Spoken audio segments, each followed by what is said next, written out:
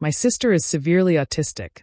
I have been hating her for a long time. Please stay with me as I tell my story. And please, do not forget to support our channel by subscribing to our channel, liking our videos, and sharing your loved one. Your support means the world to us.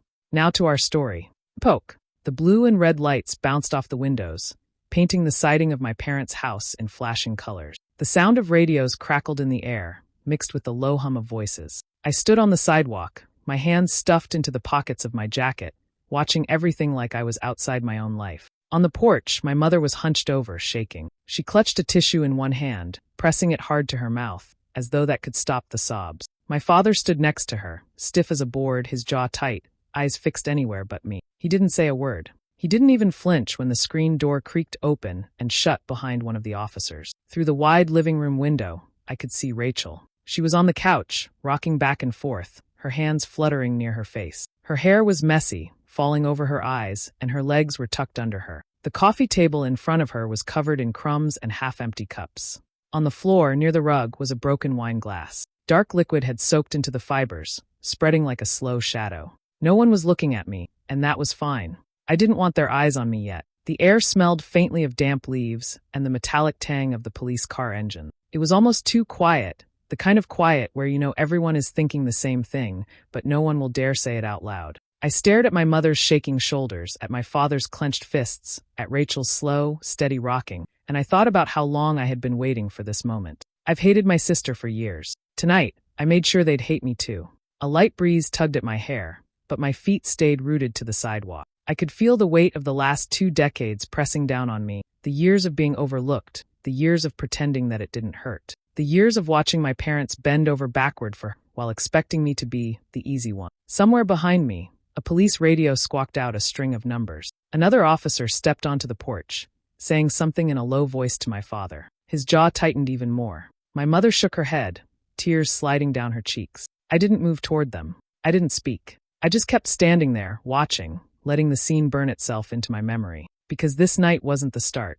It was the ending I'd been walking toward for a long, long time. And I was ready to tell you exactly how it happened. Growing up in a small town in Ohio felt like living in a house where the air was always too thick to breathe. I was 10 years old when I first realized that being Rachel's sister meant I was invisible. It was a hard truth, but one I learned early. Rachel was always the center of attention. I can still remember her tantrums during my birthday parties, when she'd scream and throw things because the noise of the music or the balloons scared her. Those parties never felt like they were mine. My mom would spend the whole time trying to calm her down, and my dad would stand off to the side, barely saying a word. I learned quickly that my celebrations weren't as important as making sure Rachel was okay.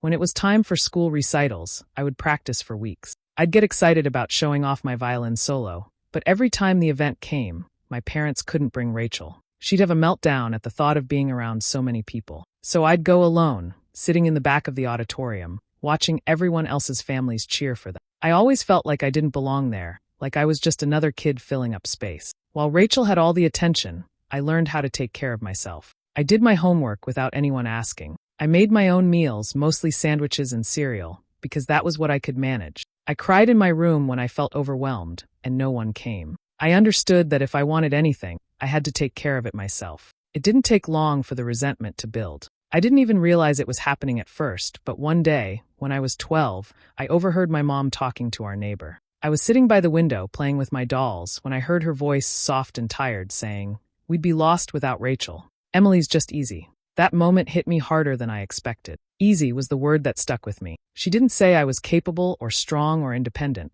She said I was just easy. In that one sentence, I realized I was nothing more than the sibling who didn't cause trouble, the one who could be ignored because I could handle myself. After that, I started seeing everything differently. I wasn't the daughter they worried about, the one they worked to support. I was just the one who didn't make noise. It became clear to me that I had never mattered as much as Rachel. Not really. Being easy meant I was invisible, and from that moment on, I couldn't shake the feeling that I was just there. I learned early on that being the easy one meant no one looked at me unless they had to. High school was supposed to be the time when I could finally have my own life, but for me, it was just another place where my world revolved around Rachel. I didn't join after-school clubs because I had to be home to watch her. If my friends invited me to football games or birthday parties, I'd have to say no. The reason was always the same. My parents needed me at home. They didn't ask me if I wanted to stay with her. It was expected. My mom would hand me a list of instructions before leaving for work or errands, which shows to let Rachel watch, what snacks to give her, how to calm her if she started pacing. I followed the list every time. It wasn't because I wanted to, it was because if I didn't, there would be a storm in the house later. The one night that still plays over in my mind was prom. My boyfriend, Ryan, had been talking about it for months. We'd picked out a matching color for his tie and my dress. He even made dinner reservations. I thought maybe, for once, I'd get to have a normal night. 2 days before the dance, my mom told me she and my dad had to attend some charity event for Rachel's therapy program. They didn't trust anyone else to stay with her. They didn't even sound sorry when they told me. "You'll have other dances," my mom said, as if it was nothing. I called Ryan and tried to explain. I thought he'd understand, but there was a long pause on the phone. Then he sighed and said, "Emily, it's always about your sister. I can't keep doing this." By the time the call ended, I wasn't just missing prom, I'd lost him too. The night of the dance, I sat in the living room with Rachel while she watched the same cartoon episode 3 times in a row. I could see the lights from the school gym glowing in the distance through the window. I didn't cry in front of her. I didn't yell. I just sat there, feeling something heavy settle inside me. When my parents got home, I told them Ryan had broken up with me. They didn't even look surprised. My dad said, "Family comes first, Emily. You'll understand someday." I remember nodding and forcing a small smile, but inside, something in me shifted. I realized then that I could smile and nod for them forever, and they would never see past it. My hurt didn't matter as long as I did what they needed. That night didn't just make me angry, it planted something sharper. I still played the role of the polite, dependable daughter, but underneath, I was starting to keep score. When I left for college at 19, I thought putting miles between me and my family would give me space to breathe. I was 2 hours away, living in a small apartment with a roommate who had never even heard of Rachel. For the first time, I could make plans without checking if someone needed me at home. But holidays always pulled me back. That first Thanksgiving after moving out, I came home thinking maybe things would feel lighter. My mom was cooking, my dad was setting the table, and Rachel was pacing in the living room. The house smelled like turkey and cinnamon. For a moment, it almost felt normal. Dinner was loud, too loud for Rachel. The clinking of silverware, the overlapping voices, and the TV playing in the background were all too much for her. She started rocking in her chair, hands pressed over her ears. My parents gave me that look, the one that meant go handle it. I got up and followed Rachel into the hallway, speaking softly, trying to calm her. She was moving fast, her breathing quick. When I reached for her arm, she turned suddenly and shoved me hard. I wasn't ready for it. My foot slipped on the carpeted step, and the next thing I knew, I was tumbling down the stairs. The pain in my wrist hit first, sharp and deep, followed by a wave of heat that made my vision blur. I was lying at the bottom of the stairs, gasping, when my parents rushed over. My mom knelt beside me, but not to comfort me. She kept looking past me, up the stairs at Rachel, who was now sitting on the floor, rocking. "She doesn't understand what she did," my dad said quickly, almost like he was rehearsing it for someone else. I held my wrist against my chest, feeling the bones shift wrong under my skin. "She pushed me," I said, my voice shaking. My mom's eyes flashed with frustration, not at Rachel, but at me. "Emily, she was overloaded. You know that. You can't take it personally." That was the moment I understood how deep the pattern went. My injury didn't matter. My fear didn't matter. The fact that I had just fallen down a flight of stairs and might need an ambulance didn't change anything. Their priority was making sure Rachel wasn't blamed. At the ER later, my mom sat in the corner scrolling on her phone. My dad filled out forms without looking at me. They didn't ask how I felt, didn't apologize, didn't even bring it up again after my wrist was in a cast. That night, lying in my old bedroom with my arm throbbing, I realized it wasn't just about being overlooked. It was about being expendable. My comfort, my safety, they would always come second to protecting Rachel. And that was something I would never forget.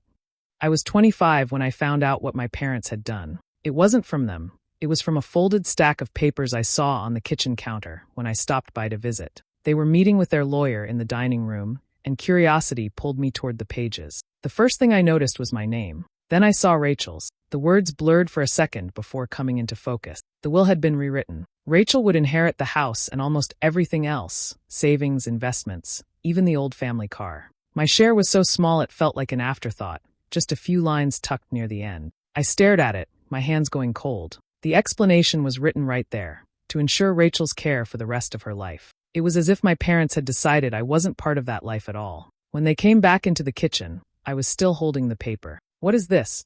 I asked. My voice was quiet, but my heart was hammering. My mom's expression tightened. "It's what's best for the family," she said, like she was explaining something obvious. For the family? I repeated. Or for Rachel? My dad stepped closer, his tone flat.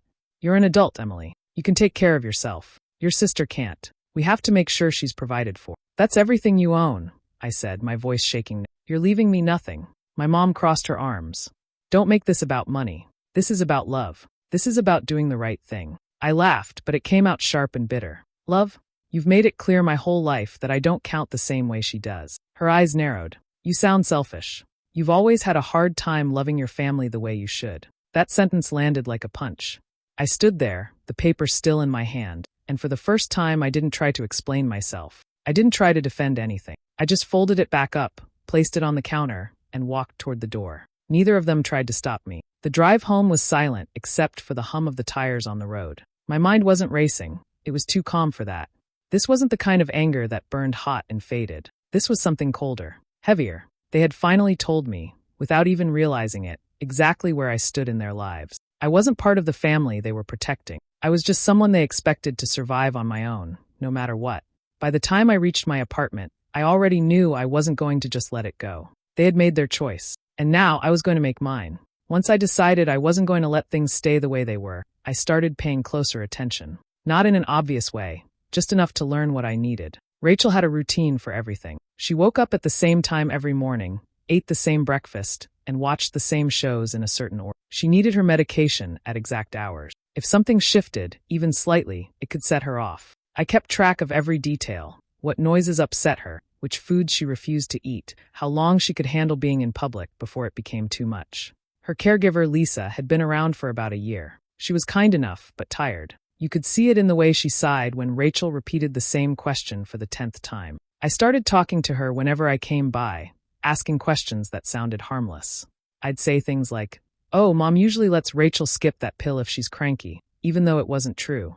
Or, "Dad says she's fine watching TV all afternoon." Little things. Not enough to raise alarms right away, but enough to make Lisa's job harder. Meanwhile, I began collecting proof of how my parents treated me versus how they treated Rachel. I kept old texts where they told me they were too busy to see me, but posted photos of family outings without me. I wrote down dates when they'd ignored my calls.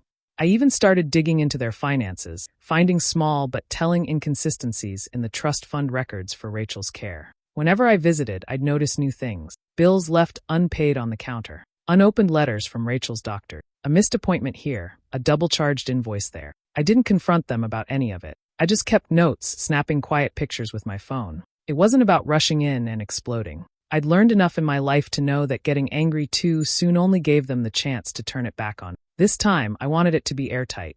I kept my tone warm when I talked to them. I smiled. I asked about their week. I pretended I was still the same easy daughter they thought they knew. But behind every word, I was sorting through what I'd gathered, piecing it together like a puzzle. The more I learned, the more the pieces fit. Their neglect, their favoritism, their carelessness. It was all there, hidden in plain sight. All I had to do was keep watching, keep listening, and wait for the moment when it would all come together. It didn't feel like anger anymore. It felt like focus, like lining up the sights before pulling the trigger. The barbecue was my idea, though I made it seem like it was theirs. I suggested inviting neighbors and a few relatives, said it would be good for Rachel to be around people in a low-pressure setting. My mom agreed, smiling like it was a rare moment of me caring about family. The yard was filled with folding chairs, paper plates, and the smell of grilled burgers. Kids ran through the grass while adults stood in clusters, laughing over cold drinks. Rachel sat on the porch swaying gently, holding a plate of chips. She looked calm enough. I knew what would set her off without making it seem intentional. Rachel hated sudden, sharp noises, especially high-pitched ones. When the moment felt right, I slipped a balloon from my bag and handed it to one of the younger kids, whispering that it would be funny to pop it near the porch. The sound was quick and loud, cutting through the chatter. Rachel's head jerked up. Her chips spilled to the ground as she clapped her hands over her. The swing creaked under her sudden rocking. A couple of guests turned to watch, unsure what was happening. I stepped forward like I was going to help, but before I could reach her, one of the neighbor's boys ran up the steps to see what was wrong. Rachel's arm shot out, catching him across the face. He stumbled back, tripping on the top step, and hit the ground crying. Everything went still for a second. My mom rushed to Rachel, wrapping her arms around her. My dad muttered to the guests that Rachel didn't mean it. She just gets overwhelmed. The boy's mother knelt beside him, checking his cheek where a red mark was already formed. That was my moment. I pulled out my phone and called 911, keeping my voice steady but urgent. "My sister is severely autistic," I told them, "and she just hurt a child. I think she needs professional help before this gets worse." I didn't shout. I didn't accuse. I sounded worried. When the police arrived, I guided them through what happened, careful with my words. I made sure to mention that Rachel's caregivers sometimes skipped steps in her routine, that my parents didn't always follow her care plan. I framed it as concern, not blame. They took notes, asked my parents questions. My mom's voice wavered as she tried to explain, while my dad's face hardened into the look he always wore when he felt cornered. The officers said they would have to file a report with social services to ensure Rachel's safety and the safety of those around. As they drove away, the party was already breaking apart. Guests left quietly, avoiding eye contact. My parents stood on the porch, both looking drained. I stayed nearby, hands clasped in front of me, the picture of a worried sister. Inside, I knew the first crack had finally formed. It didn't take long after the barbecue for the investigation to grow. The police report about Rachel's outburst was sent to social services, and from there, other agencies got involved. A few weeks later, a letter arrived from my parents requesting a full review of Rachel's financial trust. They didn't know I was the one who had sent the anonymous tip. I'd mailed copies of bank statements and flagged transactions that didn't match Rachel's expenses. I made sure every detail was neat and clear. Money withdrawn without receipts, payments to unrelated accounts, gaps where funds simply vanished. The review turned into a formal audit. My parents went from brushing it off to whispering in the kitchen late at night. They thought keeping quiet would make it go away. It didn't. When the results came back, the findings were worse than I'd even guessed. Thousands of dollars meant for Rachel's care were unaccounted for. Some had been used for vacations, some for home renovations, none of it documented as legitimate. The charges came quickly: financial misconduct, misuse of a special needs trust. They had to appear in court. Rachel was placed in temporary state care while the case moved forward. The day they took her, my mom cried harder than I'd ever seen. My dad tried to keep his voice steady, but his hands shook when he signed the papers. I stood behind them, touching my mom's shoulder gently, as if I was trying to comfort her. The truth was, I felt nothing but cold satisfaction. In public, I played the part perfectly. I told relatives I was shocked. I spoke to neighbors about how I hoped there had been some mistake. At church, I accepted hugs from people who told me I was strong. I let them believe I was carrying the weight of the family's troubles, that I was the one trying to hold everything together. Inside, I was watching them unravel. The house felt different, quieter, heavier. My mom barely left her bedroom. My dad spent hours making phone calls, his voice low and tense.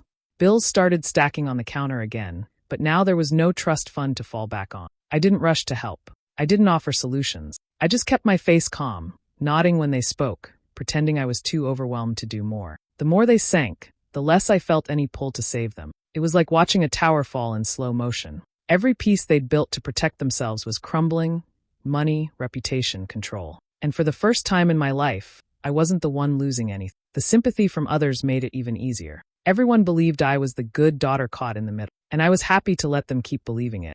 The courtroom smelled faintly of paper and coffee, the kind of scent that made everything feel colder. My parents sat at the table across from me, both looking worn down. My mom's eyes were red, and my dad kept glancing toward the judge like he was searching for a lifeline. When it was my turn to speak, I stood slowly, holding the statement I'd prepared. My voice was steady, soft enough to sound sincere, but clear enough to carry across the room. I talked about Rachel, about how I'd grown up understanding her needs. I said I wanted to make sure she was safe, cared for, and given the best chance at a good life. I didn't mention the care facility I'd already contacted, the one with locked gates, trained staff, and a waiting list I'd quietly moved her to months before. I didn't say that I'd toured it myself, knowing Rachel would never live with. What mattered was convincing the court that I was ready to step in. The lawyer asked me questions, and I answered them carefully. I told stories about helping Rachel through difficult moments, about staying calm when others panicked. I painted myself as dependable, patient, and devoted. Every word was designed to make me look like the only real option.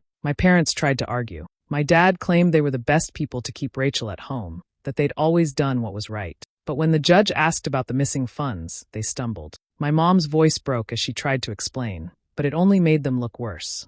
I kept my expression calm, even as I felt their anger from across the room. They were starting to see it. They were realizing I wasn't just some bystander in all of this. But it was too late. The judge announced the decision in a voice that sounded final before the words even landed. Legal guardianship of Rachel would be transferred to me. Control of the remaining estate would also be placed in my hands to ensure Rachel's future care. My mom's mouth opened, but nothing came out. My dad looked at me like I'd just pulled the ground out from under him. I didn't smile. I didn't gloat. I just nodded, as if the responsibility was a heavy burden I was ready to carry. Inside, I could feel the weight of the moment, the final piece of everything I had been working towards sliding into place. As the hearing ended, my parents stayed seated, staring down at the table. I walked out first, the court documents tucked neatly into my bag. They knew now. They knew I had been the one guiding every step that led here. But knowing wouldn't change a thing. The decision was made, and I was the one in control. The care facility sat at the edge of town, surrounded by tall trees that swayed gently in the wind. The building was quiet, clean, and nothing like the chaos of our old home. I checked in at the front desk, signed my name in the visitor's log, and followed a staff member down a long hallway that smelled faintly of soap and fresh paint. We stopped at a large window looking into a common room. Inside, a few residents sat at tables working on puzzles or reading. In the corner, Rachel was sitting with a therapist, stacking blocks in neat towers. Her hair was brushed, her clothes were clean, and there was a calmness about her I had never seen before. She didn't rock back and forth like she used to. She wasn't flinching at every sound. She was focused, her eyes on the blocks as she carefully placed one on top of another. I stood there, watching her, waiting for some kind of spark of recognition. But when she glanced toward the glass, her gaze passed right over me. There was no pause, no sign she knew who I was. For a moment, I thought that might hurt. But it didn't. It just felt clear. She was better here. Without the constant tension, without the fights, without my parents clinging to her every move, she seemed lighter, freer. I leaned closer to the glass, my breath fogging a small patch, and whispered, "You were never the problem." The staff member beside me didn't ask what I meant. She just nodded politely and told me I could stay as long as I liked. But I didn't need more time. I had seen what I came to see. I turned away from the window and walked back down the hall. My footsteps echoed in the quiet space, the sound oddly satisfying. At the front desk, I signed out, thanked them, and stepped into the cool afternoon air. In my hand, the keys to the house felt heavy, solid. The metal clinked softly as I adjusted my grip. That house was mine now. Every wall, every room, every piece of it that had once made me feel like I didn't belong. I walked to my car without looking back. The trees swayed again in the wind, their shadows stretching across the parking lot. I slid into the driver's seat, started the engine, and listened to the low rumble as I pulled onto the road. Behind me was the care facility, where Rachel would live out her days with the support she actually needed. Ahead of me was the house, stripped of the people who had made it feel like a prison. The past was gone, burned down to nothing, and I was the one holding what was left.